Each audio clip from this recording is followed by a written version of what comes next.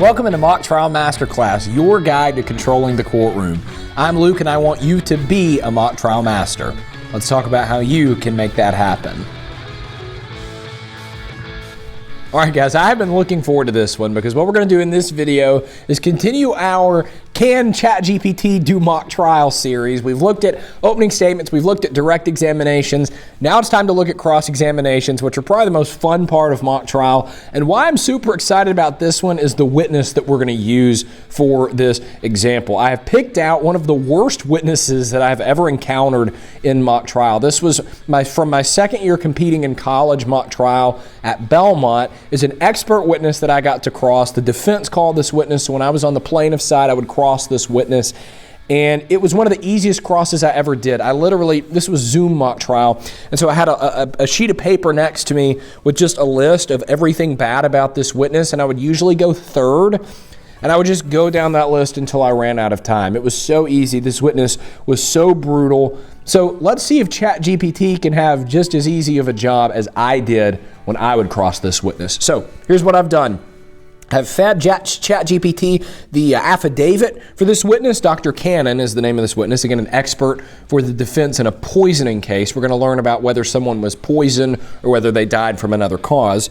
And I told ChatGPT, I put in, this is the witness statement of an expert witness named Dr. Cannon who's being called by the defense in a civil negligence case.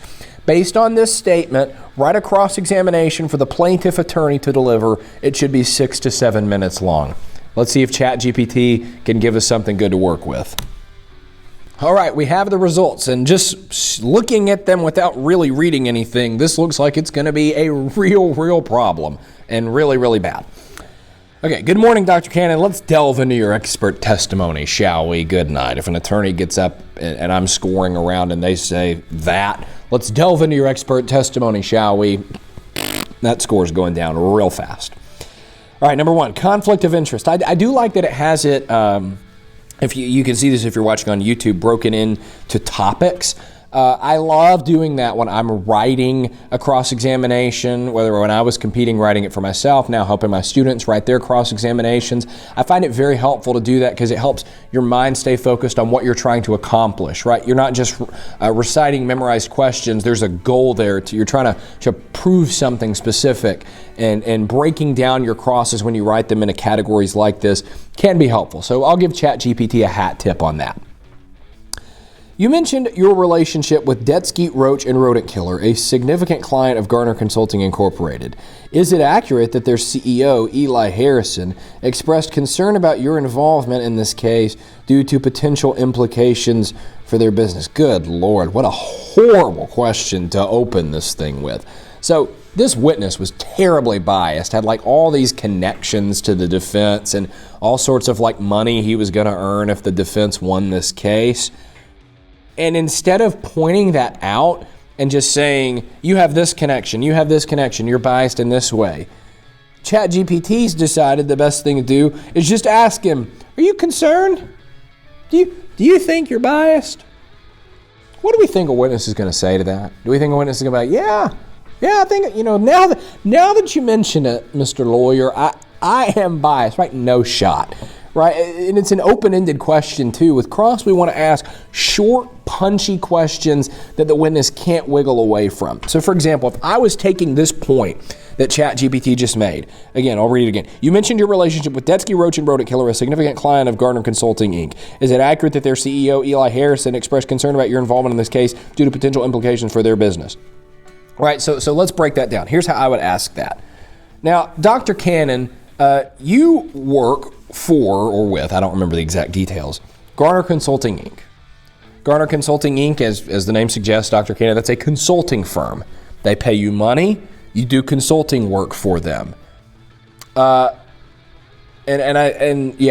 Roach and Rodent Killer, and because one of the things in this case was like were pesticides involved in the poisoning as opposed to actually dropping stuff in by the defendant. Okay, so then I would ask, okay, now, Garner Consulting, Inc., they have a significant client called Detsky, Roach, and Rodent Killer. Detsky, Roach, and Rodent Killer, as their name suggests, handles rodents. They deal with pesticides. You would agree with me, Dr. Cannon, that pesticides have a lot to do with this case. Pesticides are a big part of this case. You studied pesticides as a part of this case. And you would also agree with me, Dr. Cannon, that the CEO of this company believes that they might lose business if this case doesn't go well for them.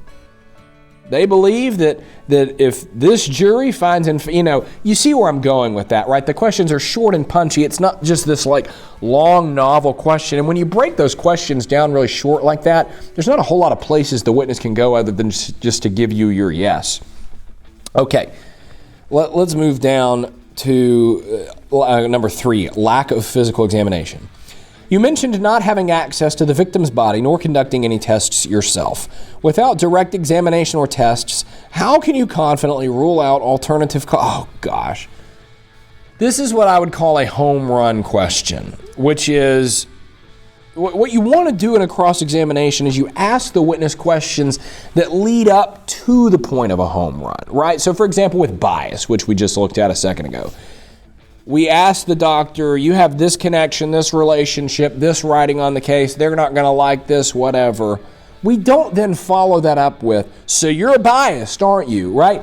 Because the jury's getting the point. They know where we're going with that. And also when you ask that home run question at the end, it gives the witness way too much wiggle room to get around your question. So instead of just pointing out, Dr. Cannon, you didn't have access to the victim's body. You never examined it yourself. You never ran any tests. The expert on the other side of the case, our expert that we called, you would agree that they did run tests. They did see the body. They did do that. Right? And then we stop there and move on to our next point, right? The point got made. We don't then ask, how then can you confidently rule out because you know what that does? It gives this witness the license to sit on the stand and go crazy and go in all these different directions. This is really, really not good. Okay, I'm going to give ChatGPT a direction. I'm going to say rewrite this cross using short, punchy, leading questions only. Let's see if we get a better result, because what we have is horrible. It would be a disaster if a lawyer in mock trial or real life gave this cross-examination.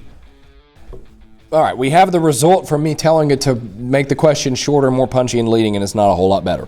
Isn't it true? First of all, I hate isn't it true. I don't think you ever really need to ask isn't it true unless the witness is just not answering the question. I prefer to give your cross questions just as statements. I heard someone say one time, you're just kind of saying things that are statements and you let the court reporter add the question mark at the end, right?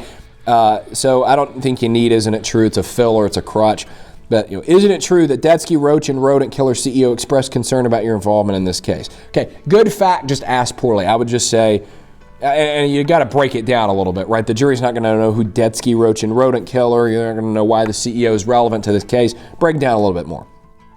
Could your history of exclusively testifying for the defense suggest a bias? Oh gosh, another home run question. Could that suggest a bias? What do we think the answer is going to be, folks? Do we think this witness is going to say, you know what, now that you mention it, yes, that could have made me biased? No.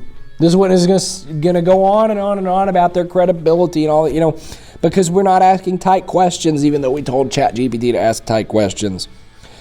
Could Petrio's symptoms not be attributed to both alcohol poisoning? This is just so clunky. I don't even want to read the rest of this. So last time when we did direct examinations, I gave ChatGPT a 6.5 out of 10. The direct actually wasn't all that bad.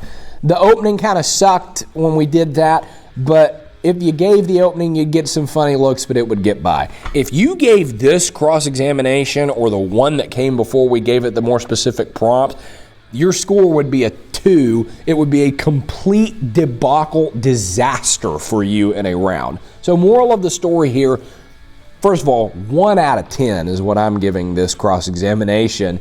Do not use ChatGPT to create a cross-examination in mock trial. And for heaven's sake, if you're a real lawyer listening to this, because I know sometimes real lawyers listen to this channel, you absolutely do not use ChatGPT to write your cross-examination. Your client is going to be in a world of hurt if you do that, because this is awful. What you need to do instead is you need to write your own cross-examination using short, punchy, leading questions that actually unpack the points you're trying to make and go up to the point of asking those home run questions without actually getting there. If you don't know how to do that, that's fine. I actually have a guide, my book, Mock Trial Masterclass, where I talk all about how to make a good cross-examination, how to hit all those marks we were just talking about, and if you're a witness in mock trial, how to handle that as well. This one was painful. I said at the beginning I was excited. I was very much let down. I was expecting a bone-crushing cross of Dr. Cannon. We did not get that. Don't use ChatGPT for your cross. I always close these videos talking about what mock trial masters do and don't do. You don't need me to say that. You get the point here. Don't do this.